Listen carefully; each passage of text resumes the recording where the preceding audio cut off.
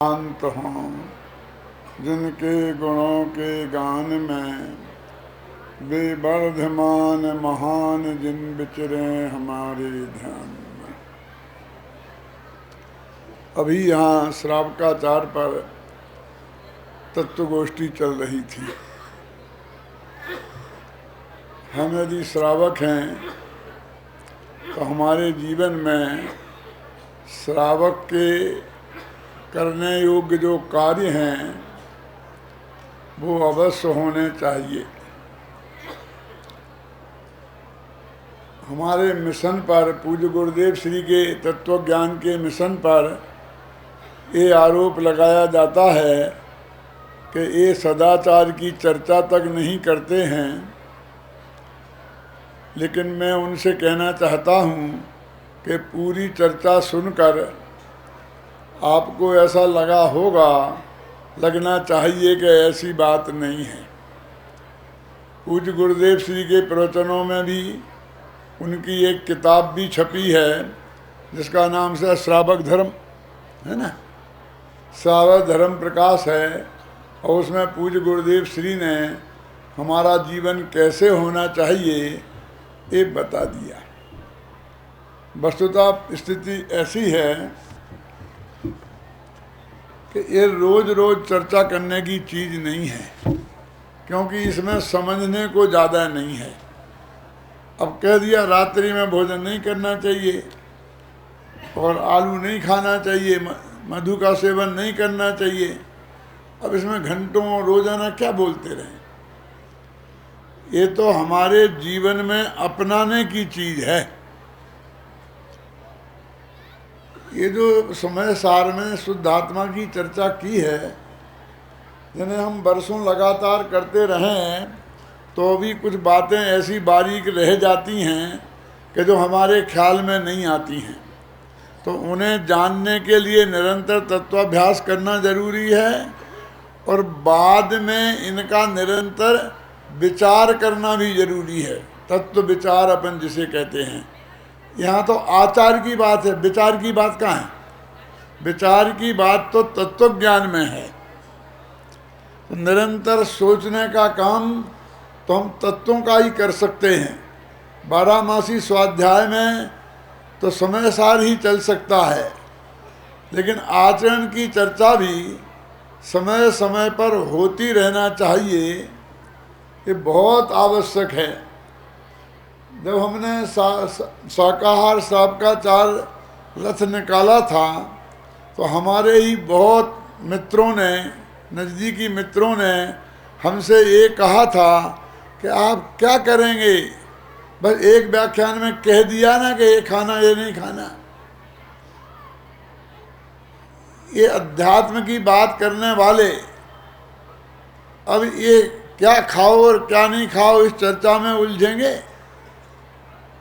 तो मैंने उनसे अत्यंत विनम्रता पूर्वक हाथ जोड़कर निवेदन किया था कि अमृत चंद्राचार्य ने पुरुषार्थ सिद्धि उपाय जैसा ग्रंथ लिखकर और हमें ऐसी बातें बताई तो आप उनसे बड़े अध्यात्मी हो गए हैं क्या? और एक तर्क ये भी दिया जाता था, बड़े दादा ने भी अभी कहा कि एक भी आदमी यहाँ ऐसा नहीं है कि जो मांस खाता हो, मदिरा का पान करता हो। ये महान सौभाग्य की बात है।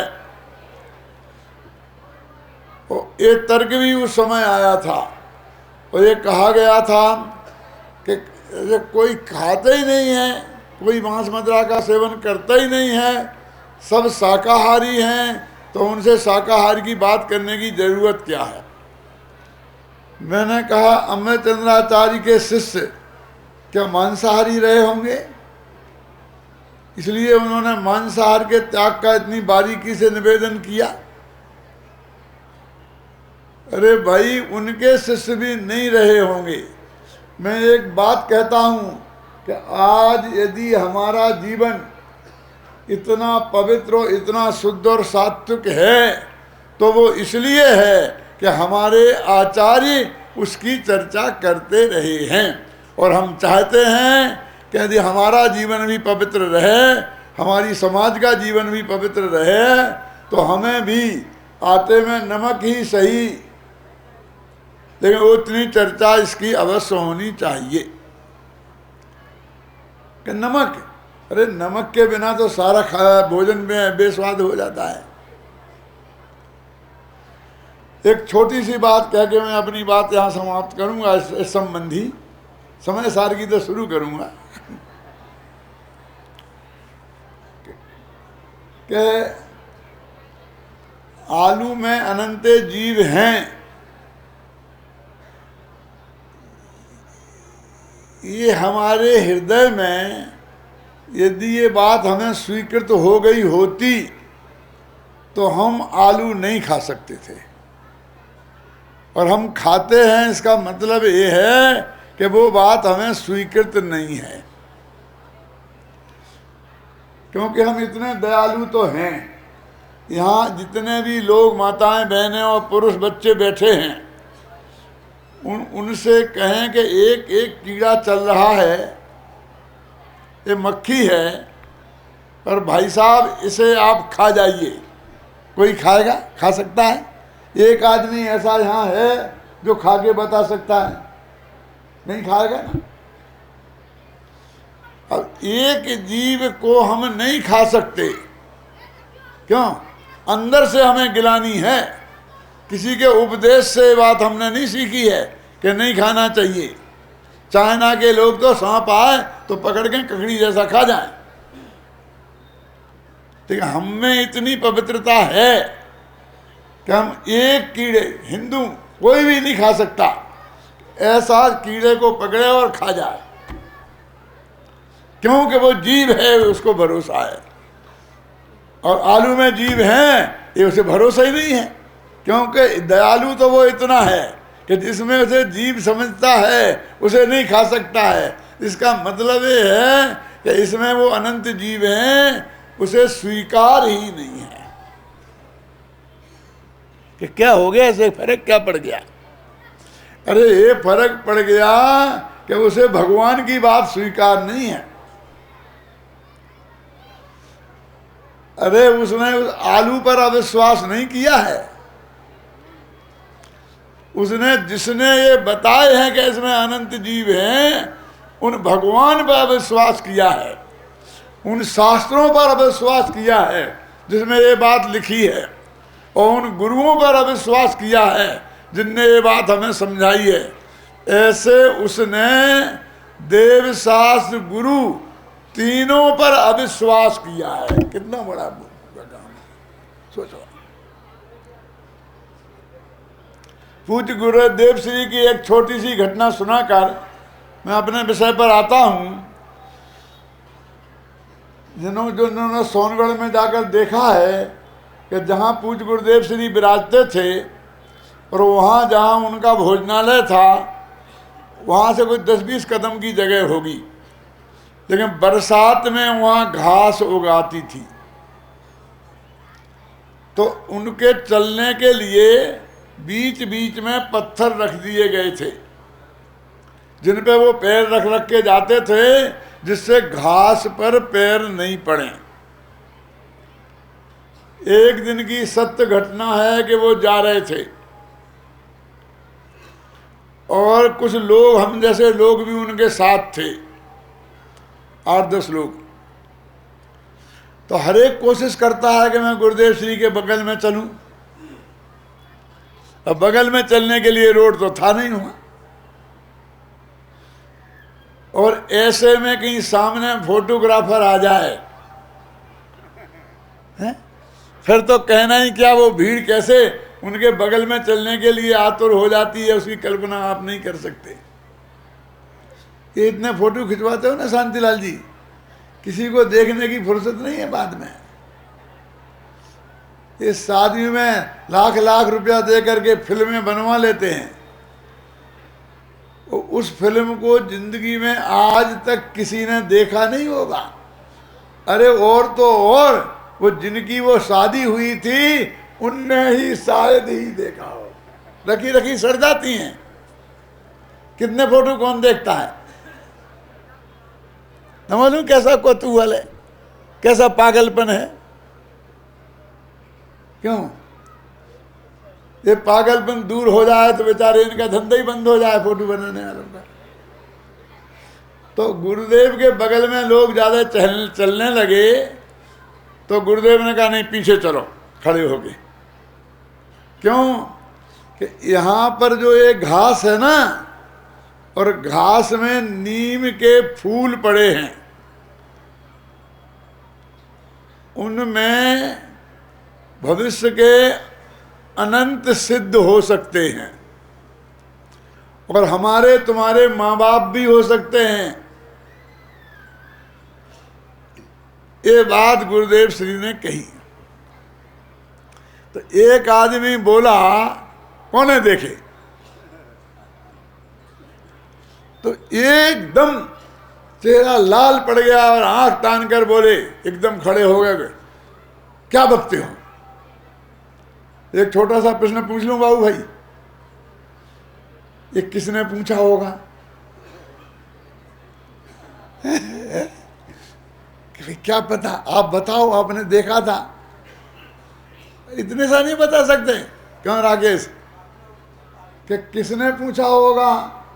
कि किसी गुजराती ने, क्योंकि कोने देखे तो गुजराती ही बोलेगा, हिंदी वाला तो होता तो किसने देखे बोलता।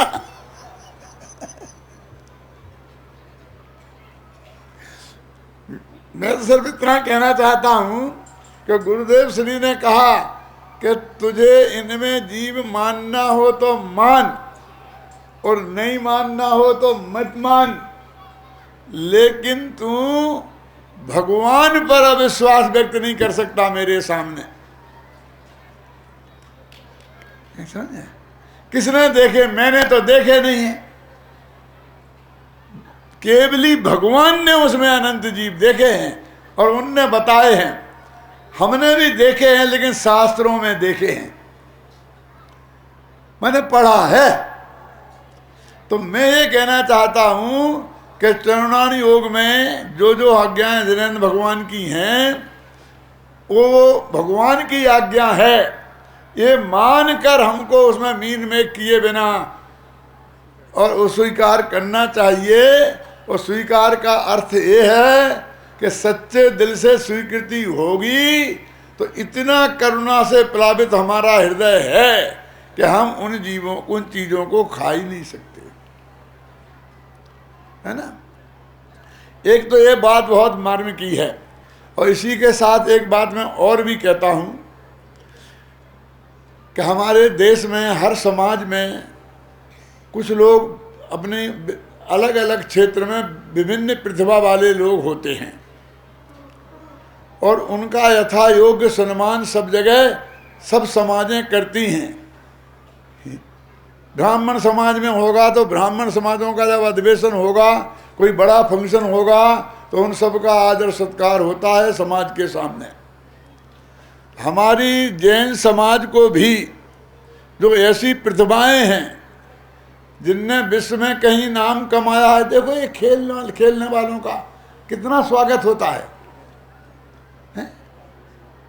ये पहलवानी करने वालों का, अरे ये तीर चलाने वालों का, क्यों?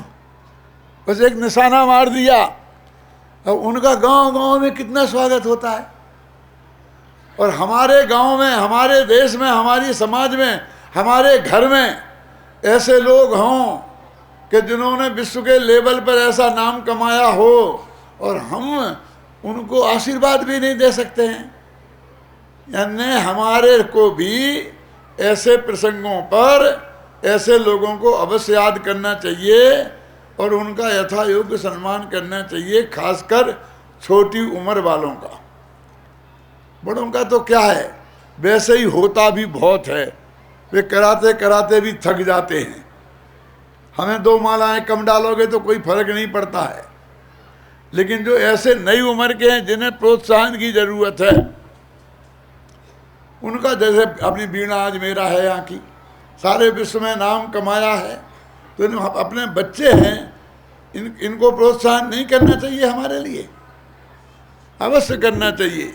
एक बात इस बारे में भी कह के समाप्त करता हूँ रविन्द्रनाथ टैगोर को जब नोबेल पुरस्कार मिला, जो विश्व का बहुत बड़ा पुरस्कार है, और उन्हें बुलाया गया नोबेल पुरस्कार लेने के लिए, तो उन्होंने आधा लाइन में जवाब दे दिया, टू मच लेट।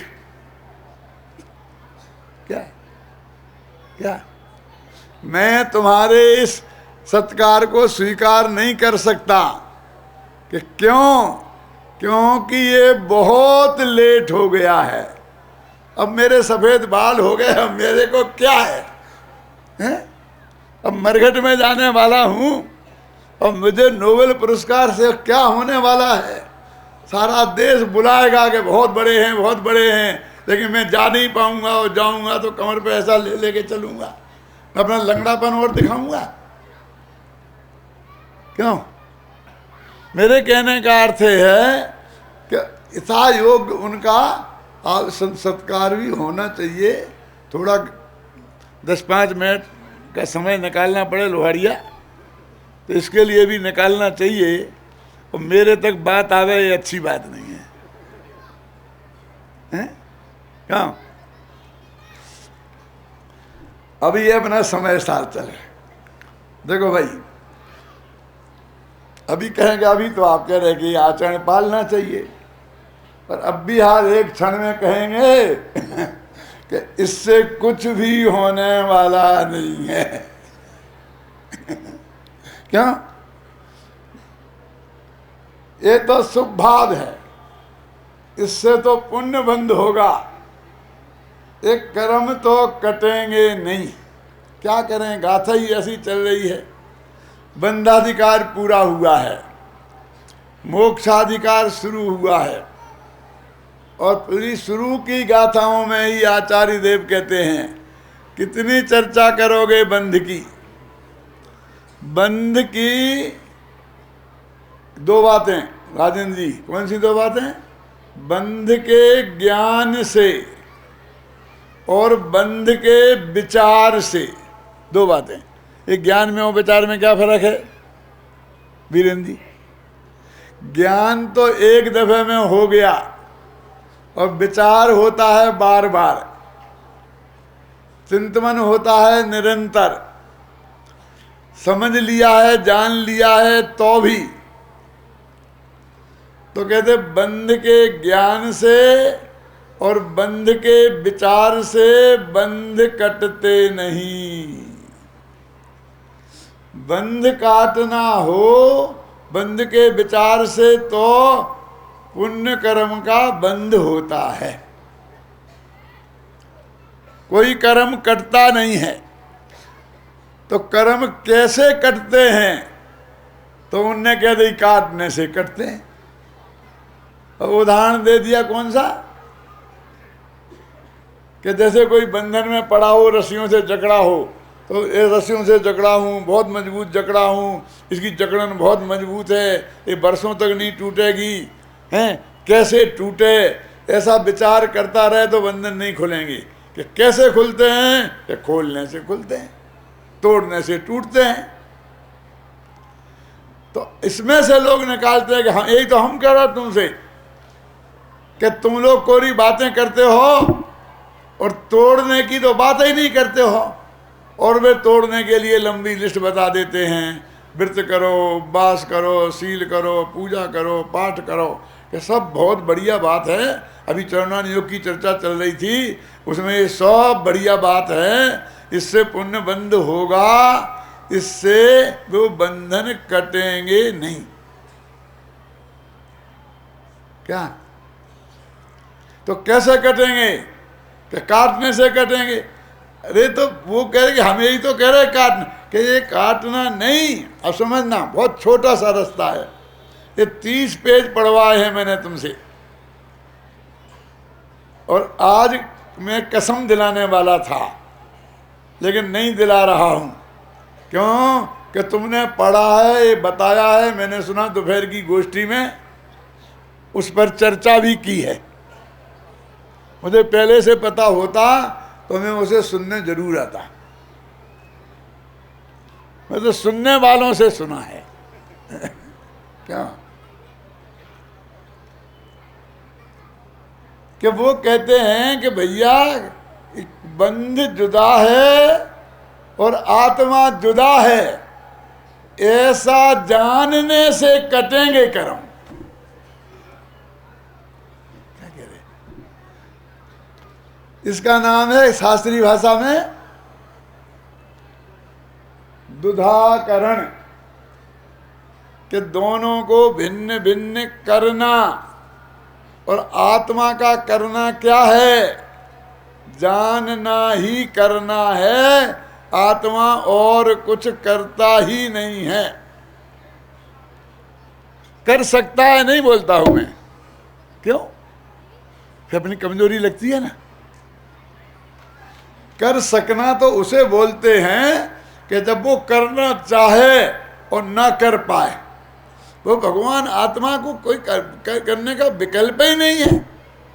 बस ये जानना और जानते रहना। तो जानते रहना वो विचार हो गया, समझ लो तुम्हारा। विचार के स्थान पर ये शास्त्रीय भाषा में ध्यान बोलते हैं कि बंध से भिन्न आत्मा को जानो और जानते रहो। ये बंध के नाश की प्रक्रिया है।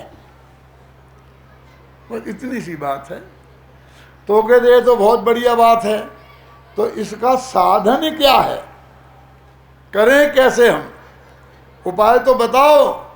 तो उन्होंने कहा कि प्रज्ञा छेणी है ना, माने अपनी जो तीक्ष्ण बुद्धि है वो प्रज्ञा छेनी बोलते हैं। छेनी पता वो छेड़ाला में क्या है वो? सुबुद्धि छेनी परम पैनी तर भेदिया। जिन परम पैनी सुबुद्धि छेनी डार अंतर भेदिया। अंतर भेदिया माने राग भिन्न है और ज्ञान भिन्न है, बंध भिन्न है और ज्ञान भिन्न है, देह भिन्न है और ज्ञान भिन्न है। तो ये जो तीक्ष्ण छेनी है, ये प्रज्ञा माने अपनी बुद्धि रूपी छेनी। तो उन्होंने कहा कि भैया हिंदे हमने इससे जानने का काम तो हम कर लेंगे, लेकिन काटेंगे कैसे? तो आगे गाथा आने वाली है, 2 गाथा आगे, और उसका हिंदी पद्यानुवाद है जो मैंने उसमें भी दिया था कुंद शतक में। जिस भांति प्रज्ञा छेनी से पर से विभक्त,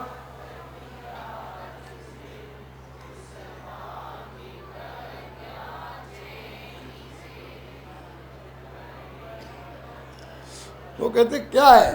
जिस प्रकार बुद्धि रूपी छेनी से इसे पर से भिन्न किया माने जाना, बस उसी प्रज्ञा रूपी छेनी से बंध को छोड़ दो और आत्मा को ग्रहण कर लो। ग्रहण कर लो माने जान लो, ये जान लो कि यही मैं हूं। बस इसका नाम ग्रहण करना है। क्योंकि ग्रहण करने के लिए ऐसा पकड़ना नहीं है कुछ, ऐसा छोड़ना नहीं है कुछ। वो तो सब है, जुदा तो है ही। कहते वो प्रज्ञा रूपी छेनी, तो प्रज्ञा रूपी जो छेनी है, अब जो थोड़ी सी आज मैं आगे बढ़ता हूं, बारीक चर्चा है कि वो प्रज्ञा छेनी वो दुनिया को 2 भागों में बांटना है ना बाबू भाई। एक में आत्मा और एक में बंध, 2 भागों में बांटना है, कल कहा था ना। तो इस प्रज्ञा छेनी को किस में रखना, ये नया प्रश्न है। अब स्व में रखना कि पर में रखना, अब ये विवाद वाला प्रश्न है, जिसके लिए मैंने आप लोगों से कहा था।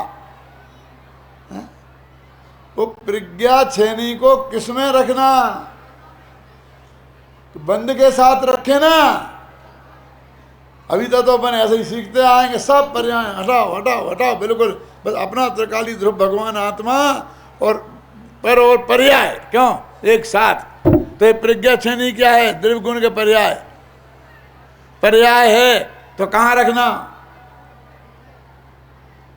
बंद के साथ रखना कि नहीं, बंद के साथ तो नहीं रख सकते। तो फिर उनने कहा कि जो कर्ता के से अभिन्न करण होता है निश्चय में, कर्ता और कारण जुदे जुदे नहीं होते हैं। तो भगवान आत्मा है कर्ता और ये प्रज्ञा छेनी माने ज्ञान की निर्मल पर्याय, पवित्र पर्याय, वो है करण। और कर्ता से कर्ण जुदा नहीं होता, इसलिए इसे आत्मा के पक्ष में रखना। अब पर्याय घुस रही आत्मा में तुम्हारे में। देखो पढ़ना से फिर देखना, अमृतचंद्र ने लिखा, जयसेन ने लिखा, बनारसी दास ने लिखा, और वीर सागर महाराज ने लिखा, कांजी स्वामी ने लिखा, और मैं तो कह ही रहा हूं। इतने प्रमाण आपके पास 2000 वर्ष के हैं, और मैंने एक एक प्रूफ उनकी भाषा में दिया है। कहाँ रखना?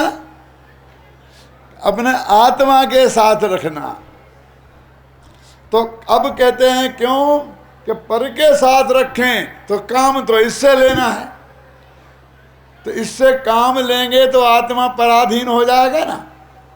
और तुलसीदास जी लिख गए कि पराधीन सपनहु सुख नाही, कि पराधीनता में तो सुख है ही नहीं। कि अपना भगवान आत्मा जिसे जानना है बंध से भिन्न, और जानने का काम करना है वो भी अपनी ही प्रज्ञा छेनी, और वे दोनों हैं अभिन्न। इसका मतलब हम ही जानने वाले और हम ही जानने में आने वाले, ज्ञेय भी हम और ज्ञायक भी हम। कि पर का क्या होगा कि पर भी जानने में आते रहेंगे, हमें क्या दिक्कत है? ऐसा नहीं कहा कि नहीं पर को नहीं जानना। क्यों? जरा समझना शांति जी, भगवान महावीर को जब केवल ज्ञान हुआ तब वे अपने आत्मा को बुद्धिपूर्वक जान रहे थे। क्यों? और पर को जान तो नहीं रहे थे, और जानने में आते रहे, तो हम क्या करें? हमें ऑब्जेक्शन भी नहीं है। ख्याल में आई ना? हम जान तो नहीं रहे, माने हमें जानने का विकल्प तो नहीं है, जानने की वो तो नहीं है, लेकिन आत्मा का जो सुपर प्रकाशक स्वभाव है वो कहाँ जाएगा? इसमें गजब की बात ये लिखी है कि यदि जयसेनाचार्य ने लिखी, यदि आप ऐसा नहीं मानोगे तो फिर आत्मा का सुपर प्रकाशक स्वभाव नहीं रहेगा। इससे क्या सिद्ध होता है कि एक समय भी आत्मा स्व और पर दोनों को नहीं जाने तो सुपर प्रकाशक स्वभाव नहीं रहेगा। और वो ऐसे कह रहे कि जैसे हमारा चक्रवर्तित्व लुट जाएगा, माने उन्हें सुपर प्रकाशक स्वभाव रहना कितना इष्ट है कि उसे दांव पे लगाते हैं। क्या कि ऐसा नहीं मानोगे तो सुपर प्रकाशक नहीं रहेगा? कि नहीं, हम तो कहते हैं कि नहीं रहे, हम तो यही कहते हैं स्वाद को जाने पर को जाने ही नहीं, हमें तो बहुत मजा आ जाएगा। क्यों? अरे कहते वस्तु का स्वरूप है भाई साहब, सर्वज्ञ की वाणी में आया हुई बात है, वो कैसे बात कर सकते हो तुम? ऐसा तर्क दिया है कि यदि तुम्हें सुपर प्रकाशक रहना है तो ये मानना ही पड़ेगा कि भैया तो पर जानने में आता रहेगा, तो केवल ज्ञान कैसा होगा, कैसे होगा? कौन सा केवल ज्ञान है? क्यों? बोलो बोलो कमल जी, कौन सा केवल ज्ञान? कि जिसको रंच मात्र भी पर जानने में आ जाए तो उसे उल्टी हो जाती है, परहेज है ऐसा पुरुषार्थ में, ध्यान में। और फिर जो पैदा होगा वो केवल ज्ञान कैसा पैदा होगा? बोलो बताओ, वो कैसा? लोक का लोक को प्रति समय अपने भगवान आत्मा को प्रति समय जाने अनंत काल तक। अरे जिससे ऐसा पैदा होना है ज्ञान, और उसको तुम कहते हो कि अभी जानोगे तो वो पैदा नहीं होगा, ऐसा कहीं होता है? वो तो एक क्षण भी सौ और पर दोनों को जाने बिना नहीं रहेगा। ये वो लब्ध ज्ञान में ऐसा कर, लब्ध ज्ञान को जैसे कोई बिल्कुल वो तो पाकिस्तान से आया हो लब्ध ज्ञान, क्यों? अरे लब्ध ज्ञान भी प्रगट पर्याय का नाम है, ख्याल में ना?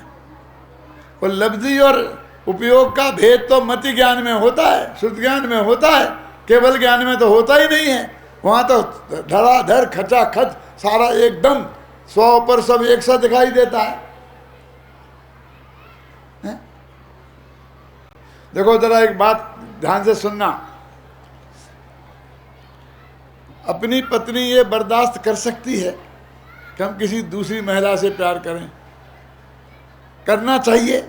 आपकी क्या सलाह है? माताओं बहनों से पूछता हूं कि कोई माता बहन ऐसा बर्दाश्त कर सकती है कि उसका पति किसी दूसरे से प्रेम करे? नहीं कर सकती। और तुमसे पूछता हूं कि तुम्हारी क्या सलाह है? तुम्हें बर्दाश्त है? नहीं।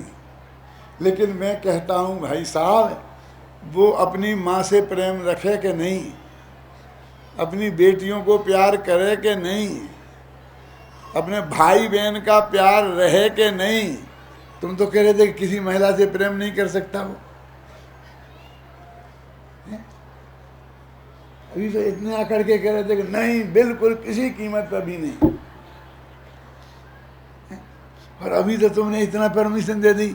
बस एक एज ए पत्नी वो प्यार नहीं करे, और सारी दुनिया की महिलाओं से कितना ही प्यार करे, किसी को कोई ऑब्जेक्शन नहीं है। क्यों? वो है ना भी एक लड़की के साथ दिल्ली में क्या हो गया, और कितनी महिलाओं ने, कितने पुरुषों ने कितना आंदोलन किया, तो उसके प्रति अंदर में प्रेम था तब तो किया ना। क्यों? तो किसी माँ बहन ने अपने पति को रोका कि तुम नहीं जा सकते हो वो जुलूस में? उसने तो यही माना कि ये तो महिलाओं के प्रति प्रेम के लिए जा रहे हैं, हाँ जाओ जाओ होना चाहिए। मेरे कहने का मतलब ये है कि एक जो विषय वासना की दृष्टि है, पर उस रूप प्रेम के का निषेध कर रही वो, बाकी का नहीं। तो ये इससे तुम्हारे महिलाओं से भगवान आत्मा का क्या लेना देना है? कि वो आत्मा कहता है कि ये भगवान आत्मा किसी पर पदार्थ को निज रूप ना जाने, और पर रूप में तो सारी दुनिया को जाने, मुझे कोई ऐतराज नहीं है। समझ में आया कि नहीं आया? इतना सी बात है। और हमारी गलती क्या है कि ये तो जहां जाए वहीं मोह मारते हैं। नैन सुखम को निवारे थी, क्यों साहब बोलते कि नहीं बोलते? हमें मनाई तो इस बात की है कि ये भगवान आत्मा का अनादिकाल से आज तक ये संसार में रखड़ रहा है, तो इसने क्या गलती की बता मुझे? एक ही गलती की, और वो क्या कि अपने त्रिकालीत्र भगवान आत्मा को छोड़कर पर पदार्थों में अपनापन किया। बस निषेध काय का है? अपनापन करने का, निज रूप जानने का। वो ध्यान करने का नहीं, ध्यान करे ना, खूब करे, पर का चलेगा, लेकिन निज रूप मान कर ध्यान ना करे। सबक श्रेणी में पर पदार्थ ध्यान के ध्येय बनते हैं कि नहीं बनते हैं? पर इतनी सी बारीक बात है, लेकिन दुनिया ऐसी है कि भाषा ऐसी बोली जाती है कि कोई दूसरी महिला पे आंख उठा के देखे तो मैं आंख फोड़ दूं। ये नहीं कहता है पत्नी रूप में, ऐसा कोई नहीं कहता। अंडरस्टैंडिंग यही है, भाषा ऐसी है, ख्याल में आई ना। ऐसे यहां भी चलती है, पर को जानना पाप, पर को जान। अरे पर को जानना पाप नहीं है, पर को निज रूप जानना पाप है, पर को अपनेपन की बुद्धि से जानना पाप है। उसमें एकत्व बुद्धि पाप है, उसमें ममत्व बुद्धि पाप है, उसमें कर्तृत्व बुद्धि पाप है, उसमें भोक्तृत्व बुद्धि पाप है। जानना तो पाप नहीं है। और होता तो सबसे बड़ा पापी कौन होता?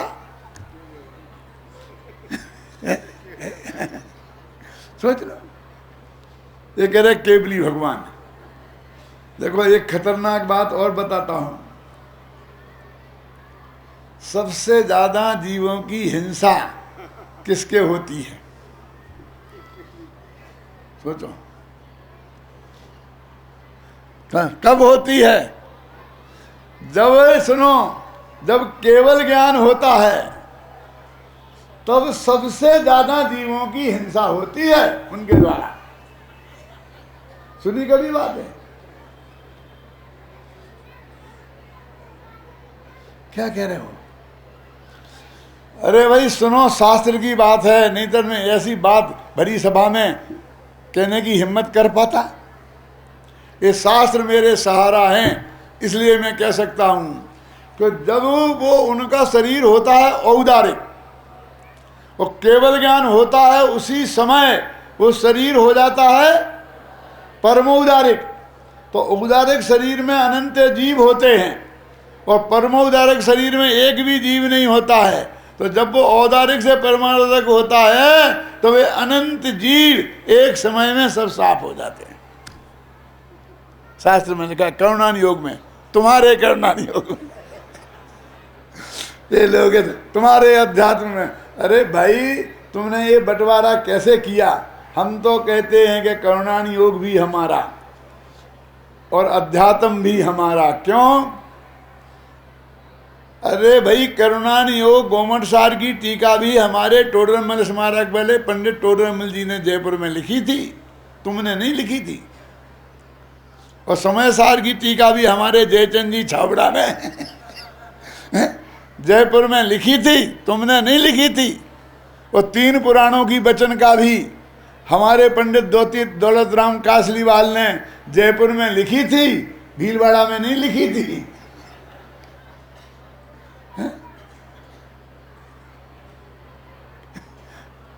क्यों बोला? सारे अनुयोग बचाए हमने। क्यों? जब मैं ये कहता हूं तो लोग कहता है तुम कब से जयपुर के हो गए? अरे भाई हम 45 साल से जयपुर के हो गए। बोलो, जिंदगी में 10 साल कहीं रह ले वे तो उस प्रांत का मान लिया जाता कि नहीं? 10 साल। और हमने तो अपने जीवन के आधे बरस जिंदगी से ज्यादा वहां गुजारी है। 78 के आगे आधे कितने होते भैया? 39। और हम तो 45 साल से वहां रहते हैं। हमने पूरी तरह टोडरमल को पचाया है, जयचंद को पचाया है, दौलत राम कासलीवाल को पचाया है और सदा सुख कासलीवाल को पचाया है, रतनगंज साहब का 4 वाले। सारों अनुयोगों की सुरक्षा हमने ही की है और सारी जिंदगी की पढ़ाई भी उनकी हमने ही की है, उनको प्रकाशित भी हमने ही किया है। और आधी से आधी कीमत में जन जन तक पहुंचाने का काम, घर घर में पहुंचाने का काम भी हमने किया है। तुम्हारा कब से हो गया ये गोमट सार? बताओ कितने छपाए तुमने? बताओ कितना पढ़ा तुमने? क्यों देवेंद्र जी, तुम्हें पता नहीं है हम कहाँ से आए हैं? हम उस गांव से आए हैं जहाँ भगवान बनते हैं। और विश्व के मंदिरों में जितने भगवान विराजमान हैं वो सब हमारे जयपुर से बन के आए हैं। और तुम्हारे पंचकल्याणक में जितने भगवान पीछे बैठे हैं वो हमारे जयपुर से आए हैं। और गजब की बात तो ये है कि हमने वहाँ चेतन भगवान बनाने का भी एक कारखाना खोला है।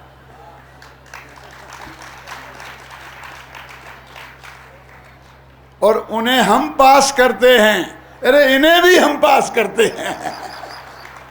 जितने लोग आते हैं तो हमसे कहते हैं पंडित जी आप जरा देख लेते तो हम मूर्ति पैक करवा देते। क्यों? कि आप पास कर देते। क्यों पास किसने किए? फिर यहां आने के बाद हमारे अभिनंदन ने।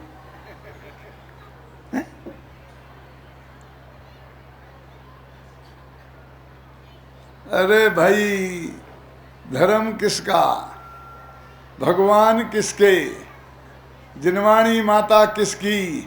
क्यों? जो अपनाए उसकी।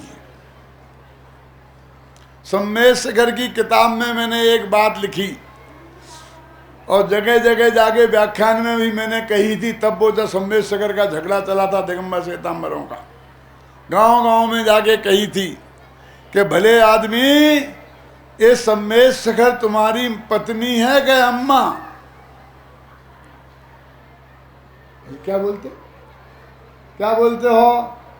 अपनी पत्नी को कोई पत्नी कहे तो हम लड़ते हैं, झगड़ते हैं, लेकिन अपनी अम्मा को कोई अम्मा कहे तो हम कब ऐतराज करते हैं? सारी दुनिया कहो ना, बोलो। अपने भगवान को कोई हमारे भगवान कहे, काय का ऐतराज है? हमारे सबसे बड़े तीर्थराज को कोई अपना कहे तो हमें काय का ऐतराज है? सब पूजो। क्यों? इसमें काय का झगड़ा? ये हमारी अम्मा है, ये जिनवाणी हमारी माता है। हम बोलते हैं जिनवाणी माता दर्शन की बलहारियां, बोलते कि नहीं बोलते?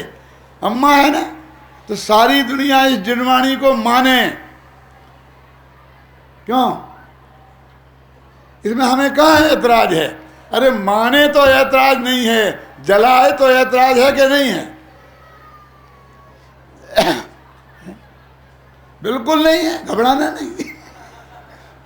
हमको और छपाने का मौका मिलेगा ज्यादा, हमारी दुकान और अच्छी चलेगी।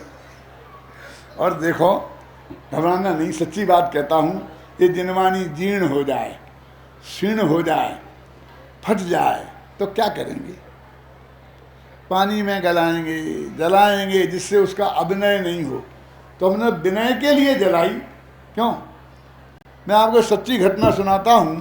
किसी आदमी ने मेरे से कहा कि हमने जाकर के वहाँ देखा, नाम नहीं बताऊंगा गांव का, कि आपकी किताबें जलाई जा रही थी, पानी में फेंकी जा रही थी। तो हमको तो कितना दुख हुआ हुआ, कल्पना करो आप। फिर हमने वहाँ पता किया तो उनने हमसे बहुत प्रेम से एक बात कही, आप बताओ क्या करें? ये दीमक लग गई। आपकी में नहीं, बहुत सी जिनवाणी और थी, हमारी नहीं, सबकी बहुत सी किताबें थी। और उनने कहा दीमक लग गई, अब हजारों कीड़े हो गए, अब आप बताओ क्या करें? जलाएं तो वे सबड़े कीड़े जलते हैं, पानी में डुबाएं तो वे कीड़े मरते हैं, अब करें क्या? घर में रखें तो और कीड़े पड़ते हैं। अब इन शास्त्रों को करें क्या? हजारों लोग मेरे पास आए हैं पिछले 10 साल में, मुमुक्षुओं में से। इतना कहता हूं कि हम क्या करें इसका? जलाने में तो पाप होता है, फलाने में तो पाप होता है। मैंने कहा सही बात है, तो जीव भी जलेंगे ना साथ में। तब सचमुच हमारे माथे पे 3 सलें पड़ गई कि अब हम किन्हें क्या बताएं, आप ले जाओ, क्या करें? और हम ले आए तो हम क्या करें बताओ? हम आपसे पूछते भरी सभा में। अरे उससे तो निर्जंतु करके और अभिनय ना हो, जैसे ही कुछ ना कुछ करना ही पड़ेगा ना, तो वहां तो बेचारा ये काम हो रहा था और हमें लोग भड़का रहे थे कि तुम्हारी किताबें जला रहे हैं। क्यों? कुछ ना कुछ तो करना पड़ेगा कि अहिंसक तरीके से वो हो जाएं और नई नई छपाकर हम जन जन तक पहुंचाएं। मेरे कहने का आशय ये है कि सर्वज्ञ भगवान की वाणी में आई बात है, जिनवाणी की आई हुई बात है कि वो कहते हैं भैया तुम्हें किसी दूसरे के घर जाने की जरूरत नहीं है। जिसे जानना है वो तुम, जिससे जानना है वो प्रज्ञा छेनी वो तुम। कितना सरल काम है, कितना सहज काम है। मैंने शायद पहले भी कभी यहाँ कहा होगा, लेकिन वो तो चीज़ ऐसी है जितनी दफ़े कहो उतनी अच्छी। क्यों भैया? पुदीना की चटनी कब खाना चाहिए? 12 महीने। क्यों? वो 12 महीने चलती है। और क्या क्या चलता मुझे पता नहीं है। मैं गुजरातियों से कहता हूँ, ये तुम्हारे क्या खाकड़े ये 12 मास ही चलते हैं। ऐसे अपने यहाँ भी राजस्थानियों की भी कुछ होगी ना, दाल बाटी चूरमा कब खाना चाहिए? कि जब मौका आ जाए तब। तो ये भगवान आत्मा की बात कब के निरंतर अपना भगवान आत्मा जानने वाला और वो ही आत्मा जानने वाला। तो मैं कह रहा था वो बात जो आपने पहले शायद सुनी हो और बहुतों ने नहीं सुनी हो, वो मैं आपको कह रहा हूँ। एक कप चाय पीने से सरल भगवान आत्मा का अनुभव है। ये क्या बात कर रहे हो? चाय तो हम रोजी ना 6-6 कप डकार जाते हैं। क्यों? अब कोई दिक्कत नहीं होती है। और हमें आत्मा के अनुभव को करते करते तो 50 साल निकल गए शांतिलाल जी हैं। अभी दूर की दिखाई नहीं देता कहाँ क्या है। क्या करें? आप कह रहे इतना सरल है कि हाँ ऐसे नहीं चलेगा पता। घर में सब सामग्री बनी बनाई तैयार रखी है, अब नौकरानी है वो बना के फटाफट पिला देती है, पी लेते हो। आप यहाँ से जयपुर रवाना हो अपनी कार से और ऐसी जगह आपकी कार पंचर हो जाए कि जहाँ से आगे 4 किलोमीटर कोई चाय की दुकान ना हो और ना पीछे कोई चाय की दुकान ना हो। चाय लेके तो आजकल कोई साथ चलता ही नहीं है। क्या ज़रूरत है? जहाँ खड़े होंगे पेट्रोल पंप हो वहाँ चाय ना हो, चाय की दुकान जरूर होगी। जगह जगह जगह जगह है ना। और हमें कोई राग द्वेष तो है नहीं कि बाजार की पीना के नहीं पीना, हिंदू के मुसलमान के कहाँ पीना कहाँ नहीं पीना। हमें कोई राग द्वेष तो है नहीं, जहाँ जैसी मिल गई खड़े खड़े बैठे बैठे पी ली। मैंने कहा अच्छा, एक बीतरागी परमात्मा तुम्हें दिखाई दिए, इसको राग द्वेष कह रहा है। ये विवेक विचार शुद्ध सात्विक घर की बनी पिए तो वे रागी देसी हैं। और तुम चाय जहाँ चाय जैसी पी लो खड़े खड़े तो तुम बीतरागी हो गए हैं। अब क्या करें? 2:30 बज गए। यदि चाय नहीं मिले तो सिर में दर्द हो जाएगा। रोजीना की आदत है 2:30 बजे की। बोलो अब एक कप चाय कितनी दुर्लभ है। चाय चाहिए, दूध चाहिए, पानी चाहिए, स्टोव चाहिए और क्या क्या चाहिए मुझे पता नहीं। ये बनाने वाली माताएं बहनें जाने। एक माचिस की चीली चाहिए। स्टोव जलेगा कैसे? वो नहीं मिली तो सब टाँ फिर क्यों? एक छन्नी चाहिए, क्या चाहिए? कितनी पराधीनता है। नहीं मिलेगी। और अब आत्मा का अनुभव करना है तो क्या करना है? बोलो। जिसका ध्यान करना है वो भी तुम, और जो ध्यान करेगी वो प्रज्ञा छेनी भी तुम। किसी पराधीनता की जरूरत ही नहीं। कहीं भी बैठ जाओ, कैसे भी, खड़े खड़े, बैठे बैठे, लेटे लेटे, और अपने ज्ञान की पर्याय को त्रिकाली ध्रुव में झुका दो और आत्मा का अनुभव हो जाएगा। बोलो सरल कौन है? आत्मा का अनुभव के एक कप चाय। विचार करो गंभीरता। अरे तस्वीरे खुदा हृदय के आईने में है, जब चाही गर्दन झुकाई देख ली। क्या? खुदा की तस्वीर अपने हृदय के दर्पण में है, जब चाही गर्दन झुकाई देख ली। जब मैंने ऐसा कहा तो एक भाई बोला तुमने तो कह रही कि गर्दन झुकाई देख ली। अरे गर्दन झुकाना इतना आसान है? जब कभी हमें गर्दन में दर्द हो जाता है, रात में टेढ़ी पड़ी रहे, तो जरा सी हिलाने में प्राण निकलते हैं। तुम झुकाने की बात करते हो। और हम उस देश के वासी हैं, गर्दन कटा सकते हैं पर गर्दन झुका। तो तुमने कैसे गर्दन झुकाई देख ली? हम तो महाराणा प्रताप की भूमि वाले हैं, जिनने कभी गर्दन झुकाई नहीं। क्यों?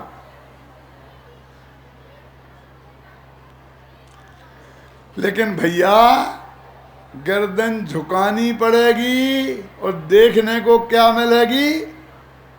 खुदा की तस्वीर। खुदा नहीं, इतना महंगा सौदा हमें नहीं पोसाता। हम किसी की खुदा की तस्वीर देखने जाएंगे? अरे हमें तो खुदा को भी नहीं देखना है, हमें तो खुद को देखना है। क्या अंतर है? न हमें खुदा की तस्वीर देखनी है, न खुदा को देखना है। किसको देखना है? खुद को देखना है। तो भैया जी हमारी कहाँ बात है? ये तो खुदा वालों की बात है, ये तो खुदा बख्श जी की बात है। अपनी बात में गर्दन झुकाने की बात है ही नहीं, क्योंकि अपनी मूर्तियां मंदिरों में जितनी विराजमान हैं, एक की भी गर्दन झुकी हो तो बताओ। ये तो जिनको प्रवचन सुनते सुनते में बीच में नींद आने लगती है, उनकी गर्दन झुक जाती है। हम समझते हमें नमस्कार कर रहे हैं।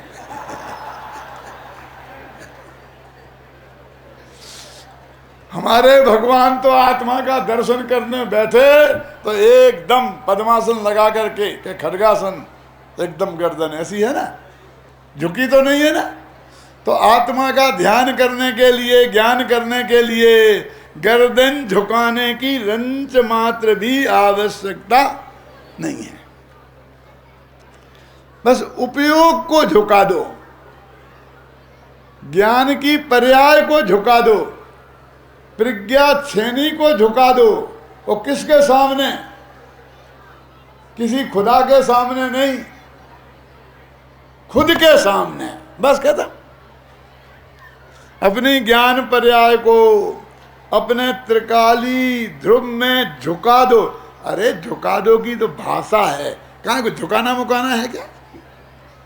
जैसे ज्ञान को ऐसा कोई झुकाना मुकाना है क्या? ये तो भाषा है झुकाना। उस ज्ञान पर्याय का गे त्रिकाली ध्रुव भगवान आत्मा बन जाए, उसे ज्ञान पर्याय का गे बनाने के लिए ऐसी गर्दन झुकाने की जरूरत नहीं है, ऐसे में ही बन जाएगा। ख्याल में ही बात कहनी है। तो आंख बंद करें कि आंख खुली रखें?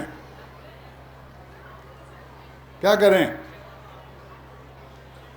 देखनी है ना, आत्मा को देखना है तो आंख खुली रखें कि बंद रखें? कि खुली आंख दूसरों को देखने की निशानी है, ध्यान से सुनना। और बंद आंख सो जाने की निशानी है। तो क्या करें फिर? ना खुली रखें ना बंद रखें क्या? तो कैसे तो करें, कुछ ना कुछ तो करेंगे। कि कुछ नहीं करो ना, आंख का, आत्मा का करो ना। वो जानने का काम करना है तुझे, आत्मा का। आंख तो ये परद्रव्य है। अब तुझे कुछ करें, बंद करेंगे, खोलें, बंद करेंगे, तुम कुछ मत कर। तो फिर क्या होगा इसका? अरे होगा जो हो जाएगा। खुली रहेगी तो खुली रहेगी, वो बंद रहेगी तो बंद रहेगी। नहीं, घबराओ नहीं। यदि ऐसा करोगे तो ऑटोमेटिक ये आंख नासाग्र दृष्टि रहेगी, ऐसी हो जाएगी। ना बंद होगी और ना खुली होगी। हमारी दिगंबर मूर्तियों की आंख ऐसी ही होती है। मैं अमेरिका जाता हूँ तो जितने दिगंबर सुनने आते हैं उससे ज़्यादा श्वेतांबर भाई सुनने आते हैं। मुझे सुबह बताया गया कि भीलवाड़ा में भी दिगंबरों से ज़्यादा श्वेतांबर भाई हैं। मुझे बहुत खुशी हुई। मैंने कहा कि हम तो ऐसा लगा जैसे अमेरिका आए हैं।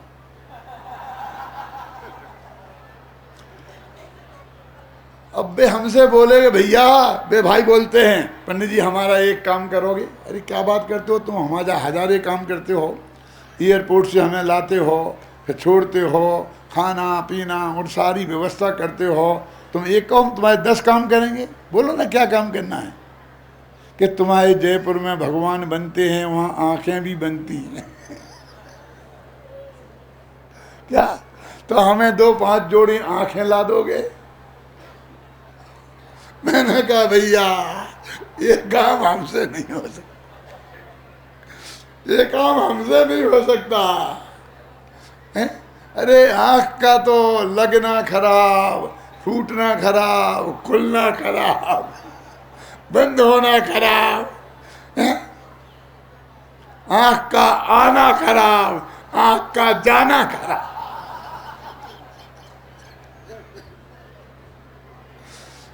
और जो कहोगे वो हम सब करेंगे। क्यों? अरे उन्हें बाहर देखना ही नहीं है कि एक बढ़िया चश्मा ला दोगे, क्योंकि हमें आत्मा का अनुभव करना है। लेकिन आत्मा के अनुभव के लिए चश्मा की जरूरत है। तो क्या जरूरत है बोल सुनील? चश्मा उतारने की जरूरत है? नहीं। तो क्या करें फिर? इस चश्मे का क्या करें कि कुछ मत कर, जहां पड़ा है वहां पड़ा रहने दो, और कहीं आंखों पे चढ़ा हुआ तो वहां भी चढ़ा रहने दो। तुम्हें क्या करना है? तुम्हें तो इससे देखना बंद करना है। इससे देखोगे तो बाहर के पदार्थ दिखाई देंगे, आत्मा दिखाई नहीं देगा। आत्मा को जानने के लिए चश्मे का कुछ नहीं करना है, आंख का कुछ नहीं करना है, कान का बंद तो करना है ना, कुछ नहीं करना है भाई साहब। ऐसा भी संभव है कि तुम्हारी आंखों के सामने बारात निकल जाए और तुम्हें कुछ दिखाई ना दे। कई दफे ऐसा होता है ना कि यहाँ से बाजे बजे थे कि यहाँ बजे होंगे, तुम्हें किसकी बारात है हमें कुछ खबर नहीं है, हमें तो पता ही नहीं कोई निकला था कि नहीं निकला था। काय में अपनी धुन में मस्त होते हो ना। ये तो दुनियादारी की धुन में मस्त होते हो तो ऐसा होता है। जब भगवान आत्मा की धुन में मस्त हो गए तब कैसा होगा ये समझ लो। तो अपनी प्रज्ञा छेनी से अपने भगवान आत्मा को देखना जानना, वो ही उसमें ही लगा दो, उस यही कर दो, ये काम है। इसलिए यहाँ कहते हैं भाई इस सारे जगत से दृष्टि हटा दो। आत्मा का कल्याण करने के लिए, कर्म काटने के लिए किसी की भी रंच मात्र जरूरत नहीं है, किसी के सहयोग की जरूरत नहीं है, किसी के असहयोग की जरूरत नहीं है, किसी के संयोग की जरूरत नहीं है, किसी के वियोग की जरूरत नहीं है। जिसका जो जहाँ हो रहा है, जिस द्रव्य में, जिस क्षेत्र में, जिस काल में, जिस भाव में, उस सब का बोझा अपने माथे से उतार कर अपने भगवान आत्मा को जानना है। कि पर को जाने के नहीं जाने, कि ना जानो ना नहीं जानो। ये क्या करें, ना जाने ना नहीं जाने के। हाँ जो हो तो होने दो, जानने में आ जाए तो जान लेना, और जानने में नहीं आ जाए तो नहीं जानना। मेरे पास आते हैं, पंडित जी आप बम्बई जा रहे हैं? मैं कहाँ जा रहे हैं? जब चिट्ठी ले जाओ वहाँ दे दियो हमारे उनको। मैं कहा लाओ रख लेते हैं। तो दे दोगे ना ध्यान से, देखो नहीं दे पाएंगे तो तुम्हारे ला करके तुम्हें वापस दे दे। और 99% ऐसा ही होगा। आज तक तो ऐसा ही हुआ है। हमने किसी की चिट्ठी बचाई नहीं है। अरे हम अपने काम से जा रहे, अपना काम करेंगे कि तेरी चिट्ठी लेके ढूंढेंगे। पता ये पोस्टमैन है, गवर्नमेंट ने इतना बड़ा डाकखाना खोल रखा है, और उसके बाद भी क्या कोरियर हैं, कितने कितने लोग खोले हैं, तुझे पंडित ही मिला?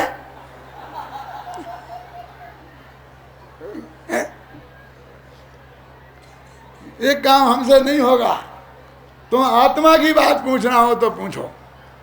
सारे कामों पे से दृष्टि हटाकर अपने एक त्रिकाली ध्रुव भगवान आत्मा में जम जाओ, रम जाओ। तुम स्वयं भगवान बन जाओगे, कर्म नष्ट हो जाएंगे, कर्मों के नाश का, बंध के नाश का, मुक्ति के प्राप्त करने का एकमात्र उपाय यही है, और ये उपाय सभी को प्राप्त हो और वे मुक्ति की प्राप्ति करें। इस मंगल भावना के साथ मैं अभी की बात समाप्त करता हूँ।